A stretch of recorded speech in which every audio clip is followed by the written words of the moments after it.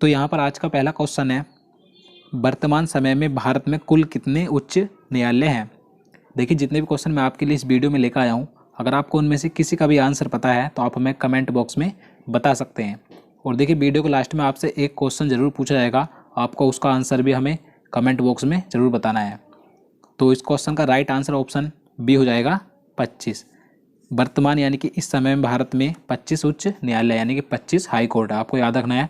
मैं आपको बता दूं 25वां उच्च न्यायालय 1 जनवरी 2019 को आंध्र प्रदेश राज्य का बना, आंध्र प्रदेश की राजधानी अमरावती में बना है। तो आपको याद रखना है 25वां उच्च न्यायालय है, आंध्र प्रदेश राज्य का बना है। देखिए पहले आंध्र प्रदेश राज्य और तेलंगाना राज्य का उच्च न्यायालय एक ही था, हैदराबाद उच्च न्यायालय था, लेकिन 1 जनवरी 2019 से आंध्र प्रदेश राज्य का एक अलग उच्च न्यायालय हो गया है और तेलंगाना का उच्च न्यायालय अलग हो गया है। तेलंगाना राज्य का उच्च न्यायालय है हैदराबाद उच्च न्यायालय, तो आपको याद रखना है। तो चलिए नेक्स्ट क्वेश्चन देखते हैं। राज्यसभा के सदस्यों का कार्यकाल कितने वर्षों का होता है।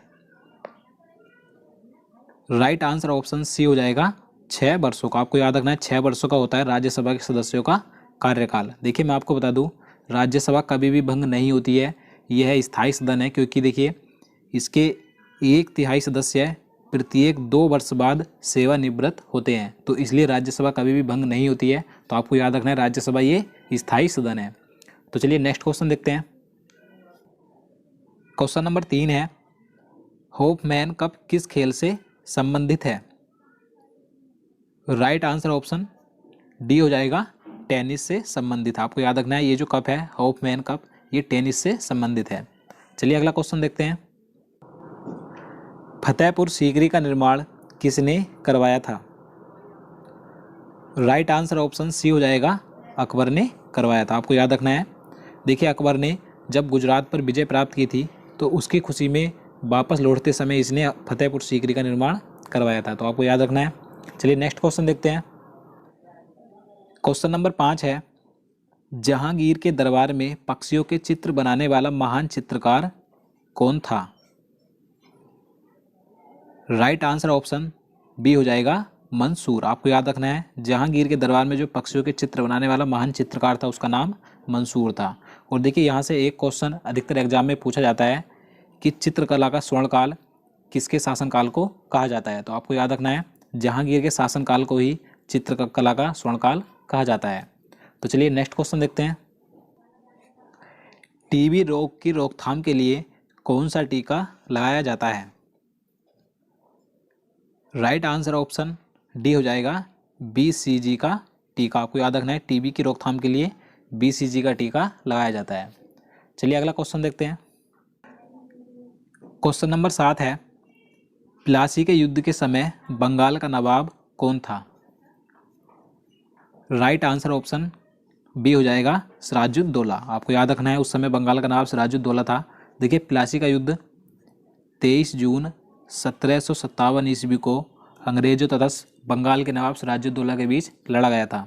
इस युद्ध में अंग्रेजों ने सिराजुद्दौला को हरा दिया था और देखिए उस समय अंग्रेजों का नेतृत्व रॉबर्ट क्लाइव ने किया था, तो आपको याद रखना है।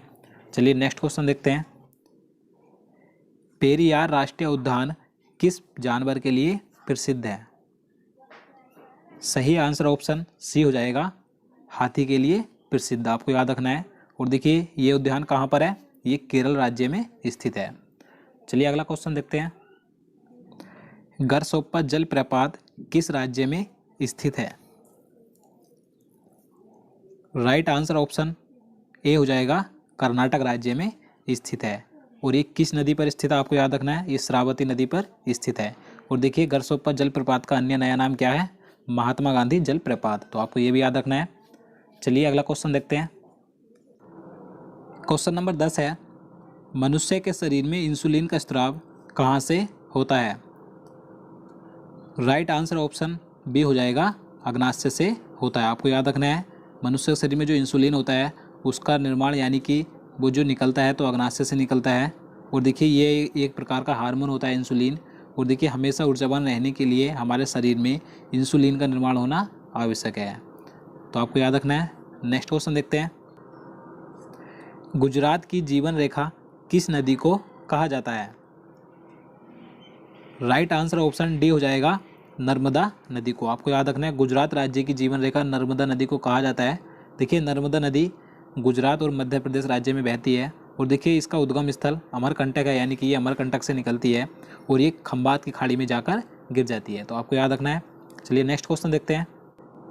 क्वेश्चन नंबर 12 है, निम्न में से कौन एक कार्यरत व्यक्ति संसद के सदस्य नहीं होते हुए भी संसद की कार्यवाही में भाग ले सकता है? देखिए वेरी इंपॉर्टेंट क्वेश्चन है ये। तो इसका राइट आंसर ऑप्शन बी हो जाएगा महान्यायवादी, यानी कि अटॉर्नी जनरल। देखिए भारत का जो महान्यायवादी होता है उसे यह अधिकार होता है कि वह संसद का सदस्य नहीं होते हुए भी वह संसद की किसी भी कार्यवाही में भाग ले सकता है। और देखिए महान्यायवादी की नियुक्ति राष्ट्रपति के द्वारा की जाती है। तो आपको याद रखना है। चलिए अगला क्वेश्चन देखते हैं। मानव शरीर का ब्लड बैंक किसे कहा जाता है? सही आंसर ऑप्शन बी हो जाएगा प्लीहा को, यानी कि स्प्लीन को। आपको याद रखना है मानव शरीर का ब्लड बैंक प्लीहा को कहा जाता है। चलिए आगे देखते हैं। भारत की सबसे चौड़ी नदी कौन सी है? राइट आंसर ऑप्शन सी हो जाएगा ब्रह्मपुत्र। आप सभी को पता होगा ये भारत की सबसे चौड़ी नदी है। और अगर हम बात करें भारत की सबसे लंबी नदी कौन सी है, तो गंगा है। और देखिए यहाँ से एक क्वेश्चन और एग्जाम में पूछा जाता है कि भारत की सबसे लंबी सहायक नदी कौन सी है। तो ये वेरी इंपॉर्टेंट क्वेश्चन है। तो आपको याद रखना है भारत की सबसे लंबी सहायक नदी यमुना है। ये किसकी सहायक नदी है? तो ये गंगा की सहायक नदी है। तो चलिए नेक्स्ट क्वेश्चन देखते हैं। क्वेश्चन नंबर 15 है, अंतर्राष्ट्रीय मजदूर दिवस कब मनाया जाता है? तो इसका सही आंसर ऑप्शन ए हो जाएगा 1 मई को। आपको याद रखना है अंतर्राष्ट्रीय मजदूर दिवस 1 मई को मनाया जाता है। अगर हम यहाँ पर बात करें 3 मई की, तो 3 मई को विश्व प्रेस स्वतंत्रता दिवस मनाया जाता है। आपको याद रखना है। और 8 मई को विश्व रेड क्रॉस दिवस मनाया जाता है। और 21 मई को भारत में आतंकवाद विरोधी दिवस मनाया जाता है। तो आपको ये चारों दिवस याद रखने हैं, वेरी इंपॉर्टेंट है। तो चलिए नेक्स्ट क्वेश्चन देखते हैं। पेनिसिलिन की खोज किसने की थी? राइट आंसर ऑप्शन ए हो जाएगा ए फ्लेमिंग ने, यानी कि अलेक्जेंडर फ्लेमिंग ने पेनिसिलिन की खोज की थी। आपको याद रखना है। और यहाँ पर बात करें बी पास्कल की, तो इन्होंने कैलकुलेटर की खोज की थी। और विलियम हार्वे ने, मैं आपको पहले कई बार बता चुका हूँ, इन्होंने रक्त परिवहन की खोज की थी। और यहाँ पर बात करें माइकल फेराडे की, तो इन्होंने डायनेमो की खोज की थी। तो आपको ये चारों याद रखने हैं। तो चलिए नेक्स्ट क्वेश्चन देखते हैं। पोलियो रोग में शरीर का कौन सा अंग प्रभावित होता है? राइट आंसर ऑप्शन सी तंत्रिका तंत्र। आपको याद रखना है।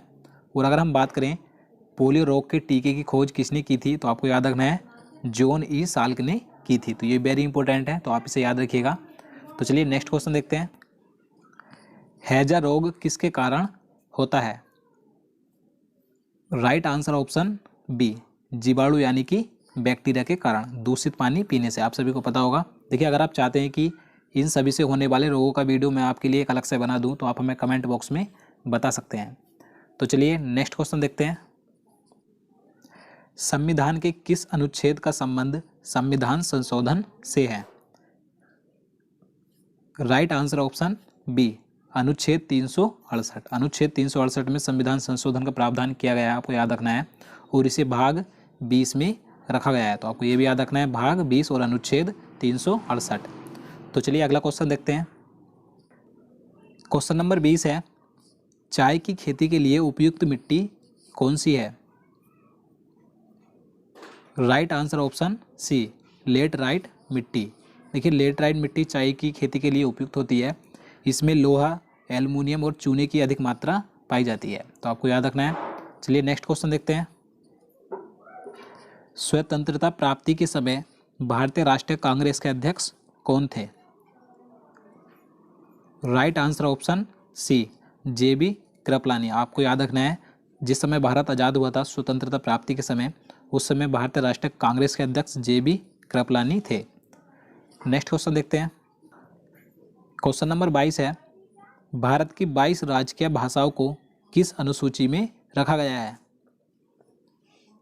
राइट आंसर ऑप्शन बी 8वीं अनुसूची में। आपको याद रखना है जो भारत की कुल 22 राजकीय भाषाएं हैं उन्हें 8वीं अनुसूची में रखा गया है। नेक्स्ट क्वेश्चन देखते हैं। सत्यार्थ प्रकाश के लेखक कौन थे? Right answer option A, Swami Dayanand Saraswati, आपको याद रखना है। और देखिए इनके बारे में एग्जाम में कई क्वेश्चन पूछे जाते हैं, तो मैं आपको बता देता हूँ। देखिए इनके बचपन का नाम मूल शंकर था और इन्होंने एक नारा दिया था, वेदों की ओर लौटो, तो आपको ये भी याद रखना है। और देखिए इन्होंने 1875 ईस्वी में आर्य समाज की स्थापना की थी और इन्हें भारत का मार्टिन लूथर भी कहा गया है। तो आपको ये सभी पॉइंट याद रखने हैं, वेरी इंपॉर्टेंट है। तो चलिए नेक्स्ट क्वेश्चन देखते हैं। राज्य हड़प नीति किससे संबंधित है? Right answer option B, Lord Dalhousie से।